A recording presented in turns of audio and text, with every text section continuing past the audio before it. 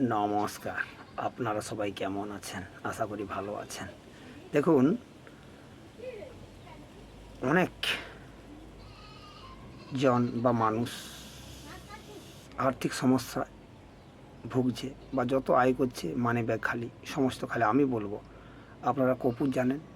যদি কর্পূর একটা সাদা কাপড় ছেঁড়ার মধ্যে বেঁধে আপনার কাছে রেখে দেন, তাহলে দেখবেন আপনার সমস্যা, আর্থিক সমস্যা আপনার সলভ হয়ে গেছে।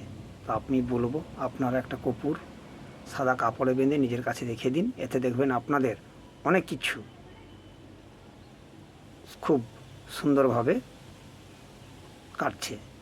যেমন আর্থিক সমস্যা বা আপনার শরীরের এনার্জি নেগেটিভ, এগুলো কিন্তু থাকবে না। আপনারা একবার করে দেখুন। নমস্কার, ভালো থাকবেন। আজ ছিল এটুকু।